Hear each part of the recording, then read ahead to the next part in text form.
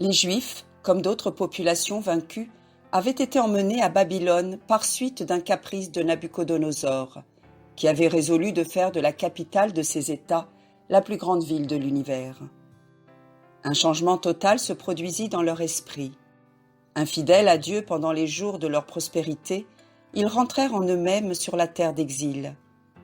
Sans autel, sans cérémonie, sans sacrifice, vivant au milieu d'un peuple idolâtre, ils prirent en horreur le culte des faux dieux. Transplantés sur les rives de l'Euphrate, ils ne cessaient de regretter Jérusalem dans les larmes. Assis au bord des fleuves de Babylone, nous avons pleuré au souvenir de Sion. Nos harpes étaient suspendues au saule du rivage. Ceux qui nous avaient enlevés nous disaient « Chantez-nous donc quelques-uns des cantiques de Sion ». Mais comment chanter les cantiques du Seigneur sur une terre étrangère?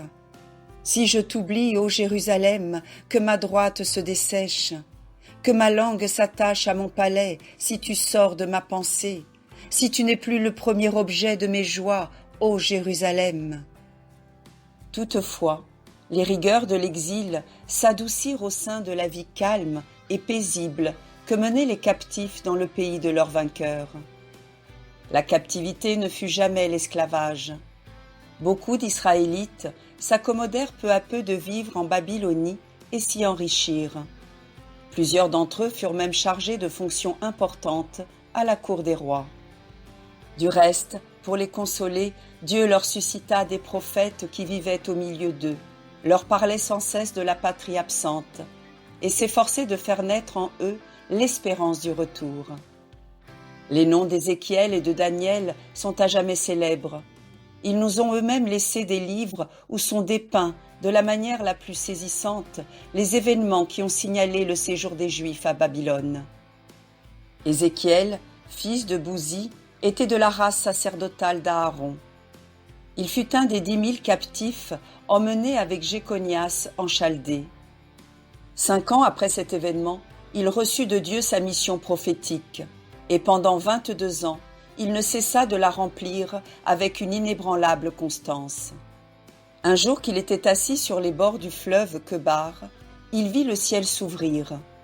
Du milieu d'un tourbillon de flammes sortit un char mystérieux traîné par 4 chérubins. Sur ce char était un trône étincelant de lumière et de feu où siégeait, majestueux et terrible, le Dieu des armées. Ézéchiel tomba le visage contre terre, mais il entendit une voix qui sortait du trône et qui lui commanda de se relever.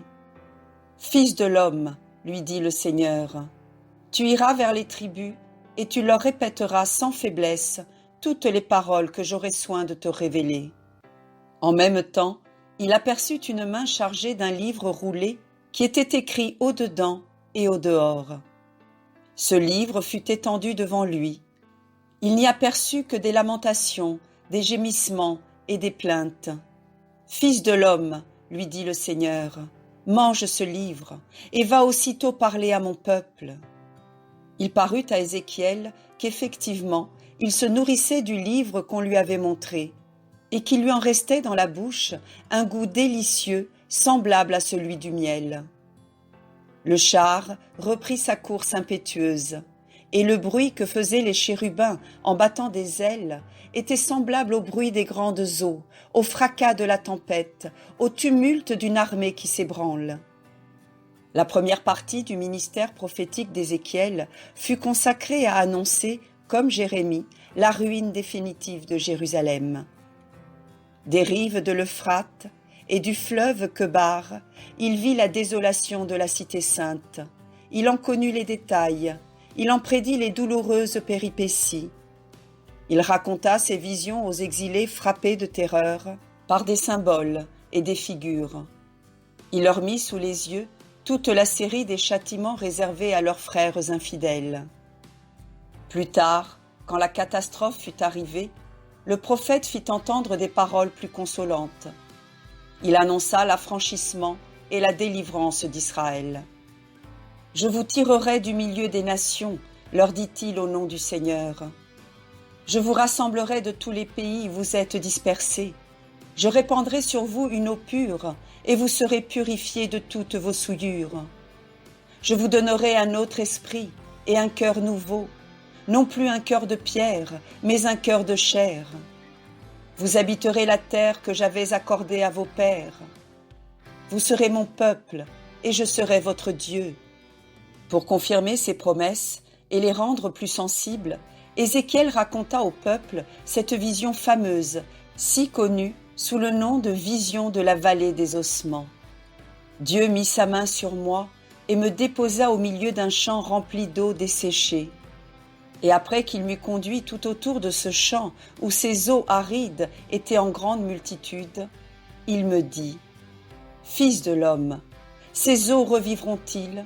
Le penses-tu ? » Et je lui dis : « Seigneur, c'est toi qui le sais. » Et il me dit : « Prophétise sur ces ossements et dis-leur : ossements desséchés, écoutez la parole de Dieu. » Et voilà qu'arrive un ébranlement. Les os se rapprochèrent les uns des autres. Chacun se rencontre en sa jointure. Et je vis les nerfs qui montaient et la peau qui s'étendait sur eux. Et cependant, ils n'avaient pas l'esprit. Et Dieu me dit : « Prophétise à l'esprit, prophétise, fils de l'homme, et dis à l'esprit : voici ce que dit le Seigneur Dieu. Esprit, viens des quatre vents, souffle sur ces morts et qu'ils vivent. » Aussitôt, l'esprit entra en eux. Ils se mirent debout sur leurs pieds. Ce fut comme une grande armée. Fils de l'homme, continua le Seigneur, ces ossements sont les enfants d'Israël qui se regardent comme retranchés du nombre des vivants. Tu leur diras : mon peuple, je vais ouvrir vos tombeaux et vous allez sortir de vos sépulcres. Je mettrai mon esprit en vous et vous vivrez. Je vous ramènerai dans votre pays et vous coulerez vos jours en paix. Vous saurez alors que le Seigneur vous a parlé et qu'il a accompli ses promesses.